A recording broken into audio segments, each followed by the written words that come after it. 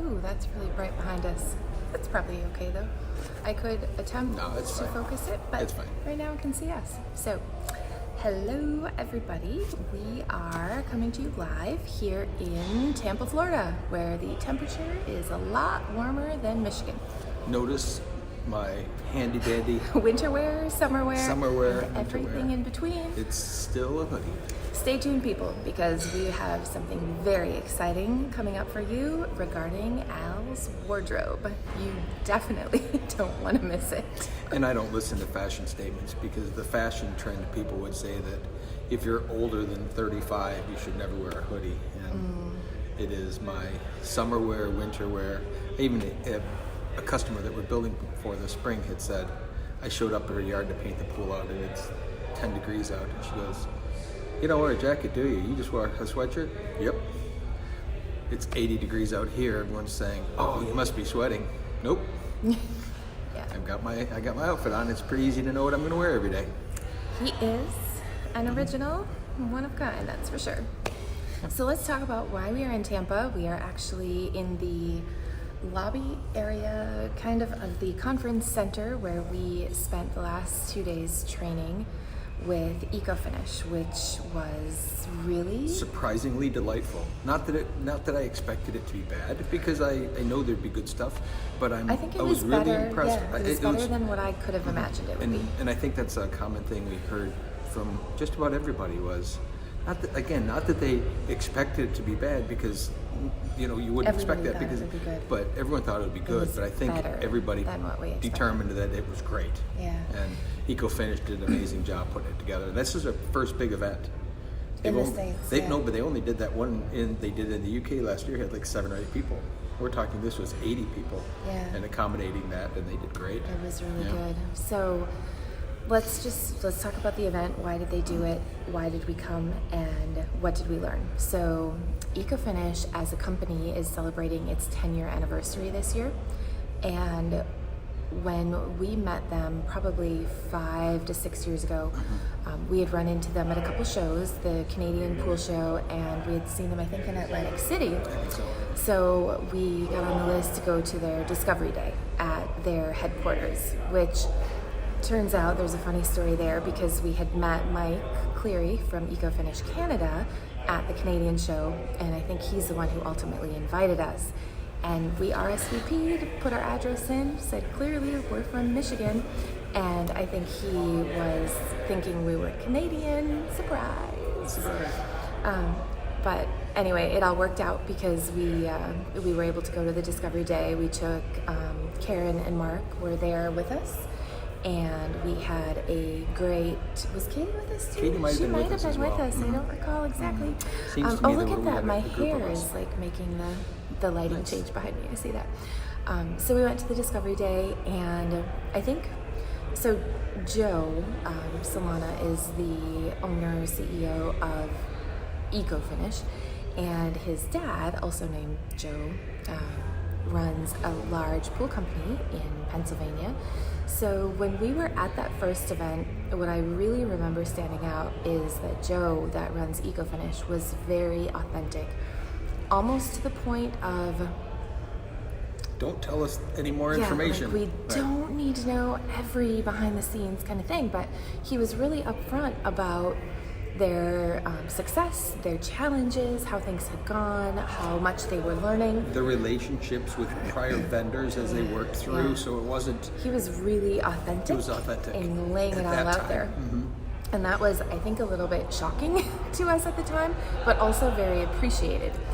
Well, realize too, though, is it was a very experimental product. Yeah. So he was pushing the envelope of what a pool finish could be, completely drastic than everyone else. Yeah. And instead of pretending that it just magically appeared, he instead said, here's what we've done, here's where we learned about it, and here's all the challenges along the way, which was surprising and heartwarming and genuine. And I think that was one of the, I don't know about you, but I'm pretty sure it drew us to them all the more. It was one of the most endearing. Whatever the product was going to be, which they were obviously continuing to improve, really they were willing to be authentic about it, and that was refreshing.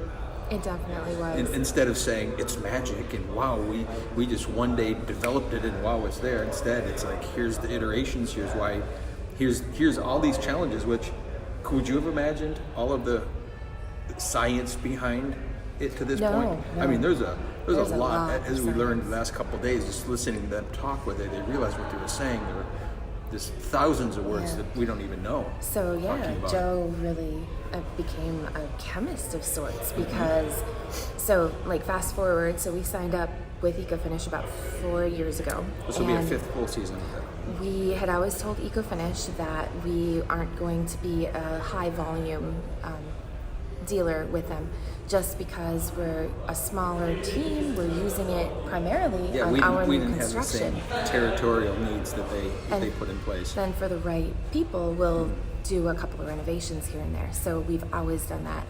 And we started talking about it online because, as you know, we like to share with people what we're up to and what we can do. So we signed up, we did that.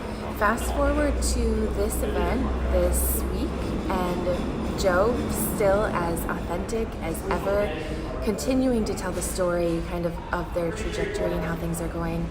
And they're continually revising and changing and updating and upgrading. So those are really cool things. They're coming out with new tools. They're revising their techniques. When they find out that something that they had advocated before isn't the best way to do it, they're not afraid to revise admit it those and say things. that. I even yesterday at the closing comments, I think it was at the closing comments when Joe had said, we used to recommend doing this, like splitting the epoxy. Yeah. He said, but then we realized of what could be wrong by doing that, and he used a lot of technical terms for it. But instead of saying, "Oh no, don't do that," he said, "We used to recommend, and now we realize the fault of our ways that wasn't a good idea." Yeah, definitely. So that was refreshing. That was really cool. We also asked everybody in the room. There was about, I think, 30 companies represented. Each company brought 2 to 3 about people. 2 to 3 Yeah. people. He was asking, what else do people want? Tell me what's on your wish list so that we can add that to our offering. Hang on a second. Yeah, so that was really good, really refreshing, good stuff. Boisterous young men walking through the. Yeah. That was refreshing. Yeah. So I think takeaways from this event are, because we're so unique as a company, and I would say we're not demanding as far as being a customer goes. So we're willing to train ourselves, we're willing to learn what we need to incorporate, we're willing to give it a try, do it ourselves. There's some things that we learned that are just in their offering that are new to us, although they've been around for a while. So that was a really cool thing. Then I think even the more important part, which I've been kind of looking for a while, is how to communicate with the other ecoFinish dealers, because we've had, you plan ahead and you think you have enough epoxy or product or something like that, and you get into the middle of a job and you don't have enough. So in order for us to get more product from the company, it's coming from Pennsylvania, and it's you can try to overnight, but of course if it's a Friday, you're not going to get it till the following week. So we had one instance where I'm how can I find some quickly? We're willing to drive a couple states. I didn't want to have to drive all the way to Pennsylvania, although it wasn't out of the question. So having a group that we could call on for those kind of things would be helpful. And then the other thing is just in the conversation throughout the last couple of days, everybody's talking about, well, have you tried it on this? Have you tried it on that? What did you find when you did this? And all those in the field techniques and tips and prep is so important when people are doing ecoFinish, that the experience and the knowledge from everybody that was here was as valuable, if not more, than what ecoFinish was able to share with us. Yeah, I think it was a really incredible crowd of installers that, as we found out, were sort of hand-selected to be here. Yeah. And many really big companies doing an awful lot of work. We're a very small dealer.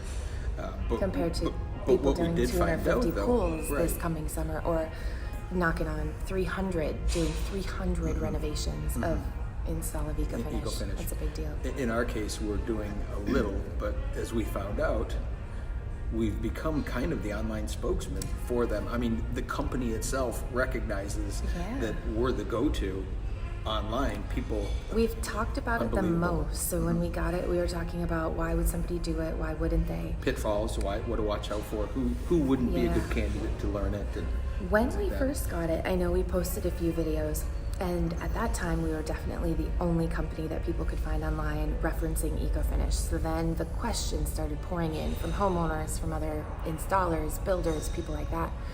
So we did several like Q&A lists, and some of them, I mean, as you guys know, we learned as we go, although I think our philosophy has always been the message is always more important than the quality. So if we have a group of people walk behind us when we're doing a live, okay, that's what it is. We really try to go for good sound quality, and so that you can see us. It doesn't always work that way. So some of those ecoFinish Q&A sessions, the information was gold, and maybe the ambiance or the noise wasn't gold, but we posted it anyway. And that's it was really surprising being here with Mr. Famous Guy. Yeah, great. That is something that we always believed, and I think in a lot of senses I would give Gary Vaynerchuk in our early social media days credit for content is king. Yeah. He would always say that. Don't worry about the camera, don't worry about the light. Even this audio isn't that important. I mean, you want good audio if you can get it, but just get the content, capture it. Yeah. And as we're doing today, sitting on the floor, if you notice me fidgeting, I'm not as young as this one over here, so it's a little harder to sit on the floor and not move around a little bit. Not a problem. But we knew the importance of creating the content because we're still here. So I think almost everybody in the room that's a dealer installer has come across like Ask the Pool Guy and his questions about so many ecoFinish. of them came up to me. We heard from a guy who said he kind of ran into the company. He was researching online. He found Al's videos talking about the good, bad, everything. He signed up because he saw what Al had to say about it.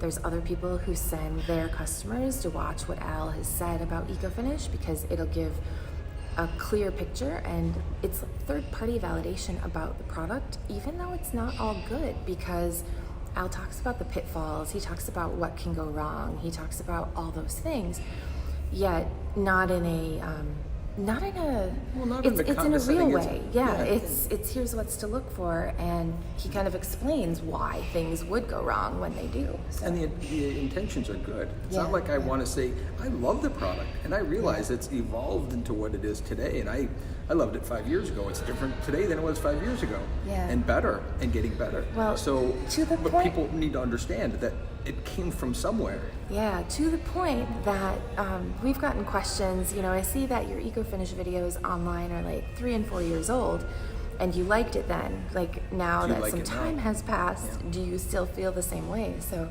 that's pretty cool too. And yes, absolutely, hands down, we feel the same way. We still know the drawbacks exist.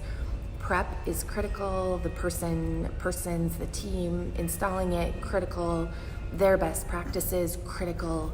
The finish itself is great, and it's not right for every application. So if you get somebody like overzealous, there's a difference between wanting to try and then just being overzealous and doing it even when you know you shouldn't. So those are some of the concerns. Well, it truly is a premium product, therefore it should be a premium price.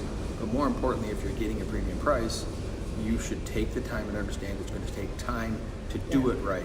Instead of, and I think it's not a magic band-aid. It's not magic, and it's not quick, and it's not a quick buck and make a whole bunch of money real fast. You can make good money, there's no doubt about it. Definitely. However, you have to take the time to do it right, and I think that's what, way back when, talking on those really poorly audio videos that we did back then, that's what the intent was, is look, this is an amazing product, but if you're going to sell it, you got to take the time to do it right. Right. And that's why it's premium. It's going to cost more for you to be there longer to do it. So make sure that you're getting the money for it, and then deliver. And I think that's where guys jumped in thinking, quick money, I can just go spray pools all over the place and make tons and tons of money. Well, I think you can make tons and tons of money, but you got to learn it first. Right. I mean, you really have to know the ins and outs. You don't want to just go willy-nilly, and that's what happened in those early days. Is guys were going willy-nilly, and that's why there were so many questions online about it. Well, and ecoFinish over time has really worked on their training procedures, and I know a number of times at this event there would be a random question that would come up, and the director of training, who was doing a lot of the demo, was saying, we're working on standard operating procedures. We're going to be putting in writing for all of our installers exactly what should you be doing. The settings are important. Keeping the gun clean is important. There's new iterations of the gun, like yearly. So the one that we have is 4 years old, and there's an upgrade kit, but all of the dials and knobs that they now have is standard on the equipment. You know, some of the earlier dealers don't necessarily have. So there's a lot of those things that, like, once you get a feel for it and you know what you're doing, and I think at this point, like, Al solidly knows what we're doing, and his backup team of, I know Kaylee has shot a little bit, although Jesse is like his go-to when they're Katie's been on the gun in the a bit, field, too. and yeah, Katie's probably got the been most experience. Great on the prep and the gun and the detail and everything. I know when we first got it, Katie was really good at the application. She was patient and thorough, and yeah, it's not something that you can go really quick with, and you have to understand and also be watching as you're installing it. You know, the person on the gun is focused on the surface of the pool and what's happening there, and whoever is with them needs to be focused on everything else that's happening, kind of keeping an eye on the situation and what's going on in the yard. So talking about that, I was just thinking about, like, the variables. So I want to touch on that. Is just because you can spray a surface on doesn't mean it's going to stay, doesn't mean it's going to work. Yeah. But when we look at it, it's ambient temperature outside. It's a temperature of whatever the surface you're shooting over is. It's the humidity. It's the moisture wind in the surface. It's the wind. And those are just environmental. Yeah. Then it's the substrate, the surface you're shooting on. There are hundreds and hundreds of different surfaces. Yeah. You might call them all plaster, but they all have different admixtures in them. They all have different, densities. They all have different, and that makes a difference because it has to stick to something, and you have to get down in there. And then you add on top of that the level of getting penetration with the epoxies and to get the surface connected together. And then it's all the settings on the equipment. You have air pressure both pushing the powder and air pressure coming out of the nozzle. You have gas pressure. Yeah. You have the propane, so you deal with that. You deal with your powder flow. So there's these variables. There's all kinds of things happening, and every single solitary pool you go to is different. It's different, yeah. Do you have groundwater issues? Because that's a whole other issue. Now you're dealing with emptying a pool and it being empty to do that. Do you have hollow spots in the shell? Do you have thin spots? Do you have, there's just layers, and it doesn't matter if it's fiberglass, gunite, fiberglass steps on a vinyl liner pool. Those are all things that have to go into this thing, and so a one-size-fits-all does not work. Right. And I think that's what's frustrating to the guy that thinks he can just make money quick, because he just wants to shoot it on everything, and then failures happen. Well, failures are happening not because of the product, but because of the preparation, not knowing what you're getting into. That, I think, was something that when we started and when we got it, I don't know that they explained the chemistry of everything that was happening quite so much. That point was really driven home in the last couple of days. What exactly is happening when you mix the epoxies? What is the amount of time that you have to work with it? How hot that epoxy gets. That's something that I'm not usually in the field when they're doing that part. So they were mixing it here, and I felt the bucket, and there were stories of people installing it, throwing the leftovers in a trash can, and the trash igniting on fire just because it was so hot. So there's all kinds of things that go along with that. But then they were also talking about it's not only getting the epoxy to stick on the surface, but it's about putting it in a way that it starts to bond with the actual surface. So it's drawing things out as you're putting it on, and you have to do it at just the right amount so that it's not too much, not too little, all that kind of stuff. So that was really, really interesting. Yeah, because, in layman's terms, it's easy to think, take plastic and melt it. But really, there's all these chemical actions happening, these interactions between the epoxy finish, the coating, when it's surfaced on, the powder itself is melting together. And so molecularly, it's changing. Yeah. And the cure time, it continues to cure. So what you put on there right now today, its process isn't necessarily going to be finished for the next 4-7 days, a month, whatever it may be. A couple other things that we found out about too is ecoFinish is looking into some solutions for some other things. So our team would be particularly excited to know that we learned about a new product called Polytect, and it is an alternative to like sealing our patios with a concrete sealer. It's a breathable substance that will disallow penetration down into the surface, but it will still let the gases come off of it. So we've been looking for something for a while to help with when we carve our concrete. What can we coat it with that will allow it to off gas and maybe prevent some of the efflorescing or any of those other things that we could see over time. So this product we're really excited about because it seems that it will fit that situation. As well as being able to seal bluestone, which we haven't in a number of years because bluestone is rich in iron, and if left raw, eventually that iron starts to peel out.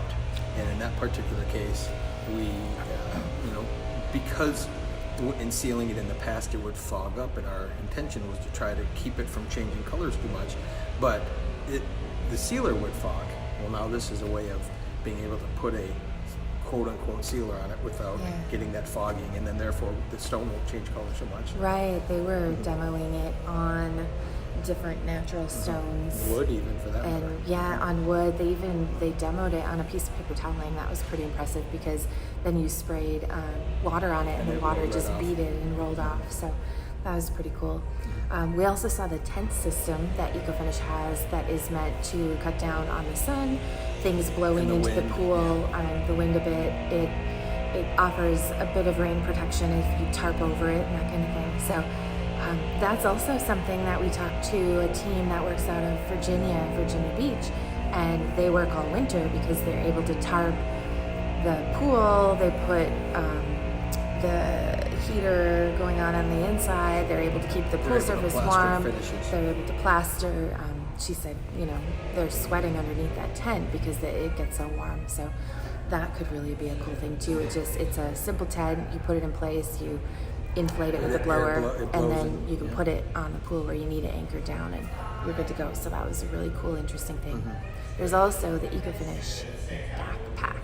So it's kind of like back in the 90s, the Jimmy Neutron days or something. Anyway, you strap this thing on your back. You've got the flamethrower in your hand. You've got the powder in the back, and the mixers, like your gauges, are on your belt. So it's a pretty interesting thing. Makes you a little more portable. To be able to do the spot repairs and things. You probably wouldn't want to shoot a pool with it, but those little details of climbing in a cave and working on shooting something or a slide. Sounds pretty cool. Yeah, that was cool too. As well as all the EBEX stuff, all the sandblasting, all the blasting equipment. That's a whole nother. The people that make the unit that delivers the powder for our ecoFinish, those machines, EBEX is the people that make those. They also have a blasting system that's versatile and variable, and we got to witness some of that, which was really cool. Yeah, that was great. The other thing we did too, if you are an ecoFinish installer and you didn't happen to be at this event, even if you were at this event and you're an ecoFinish installer, we started a Facebook group that will allow us to communicate a little more. I know when we did one of our pools, I was looking online for pictures of the color that we were applying in the pool without the pool being full of water, just so I could see, like, when others are doing it, what do the variations look like? What does that surface actually look like? So for those types of questions, as well as, hey, I'm going into doing this or doing that, what could I do? Or I just did this one and I had this issue happen. Have you seen that before? That would all be really good. I'm thinking that we're about to get louder than quieter. I don't know. So maybe what it's that the machine universe is saying. On there, but yeah, it might be saying you're getting a little long-winded. So you should. Oh, the other thing about this event too. Okay, forget it. Sorry, I want to one more thing. We've been to a lot of trainings, and as far as the flow, like this one, they were on point. They kept it interesting. There was never a moment during the 2 days of training, like from 7:30 in the morning until 5 o'clock. You're like, whoa, am I going to be exhausted, tired, bored, whatever? They kept it moving. They kept it on time. It was all relevant. So, home run as far as a training goes. Yeah, not only that, it's broken into a bunch of different groups that are always moving. Yeah. So it's not like we were plopped in one place. It was moving people from a group to here, from there to there to there to there, and then break in between, and then there, and they just kept moving. And them, and that was they did were very ready. well. There were was right no on. lag time because of everybody was ready at every moment that something was happening. And That was really first good. morning, they were so nervous they started early. Yeah. There had been everyone was so nervous about being able to put on a good event that they actually got started before. So they were not just on time. Early is on time versus on time is late. Yeah. They were definitely early, which was cool. It was good. Everybody was excited. Everybody came away with a lot of really cool did things. great. Yep. We have new friends. I met actually some. An old Facebook friend you met. Yeah, Facebook. We've been communicating. He's been sending cool stuff. I met him in person, and that was really cool and delightful too. So. And he lives on a little island with 17,000 people. Yeah, Pretty in the awesome. Caribbean, Yep. on Bonaire, and then Yep. we met his buddy from Curacao, and then there was people from just all over. Yeah, So it was cool. really cool, fun times. Talk about challenges, being able to get product and get things as they have to. It all has Think to be about that. shipped and then brought across On a boat. Caribbean island, he was saying that a pool kit to install a pool, shipping charges are $8,000. Just to get it up there. And he said shipping probably accounts for 1/3 of the price of anything that he does. Wow, that is like That's a whole different animal. when we're thinking 2 or 3 days shipping from Pennsylvania. I guess It's I should 5 I should weeks get over and it because $8,000 in it's shipping. 5 weeks and a ton of money to Pre-plan. get things. A lot of pre-planning. So lots of cool things that we learned. Anyway, we should probably figure out how to get to the airport so we can get home to Michigan. Out of here. We are out of here. Because now we're super excited and we gotta go get something started. So Gotta go get back to work. we will see you again soon, and See you next time. stay tuned. Watch YouTube and Facebook for the video clips and things that we captured here at our training, along with other fun things, and Al's wardrobe video that will definitely be coming up soon. Yay. See ya. Bye.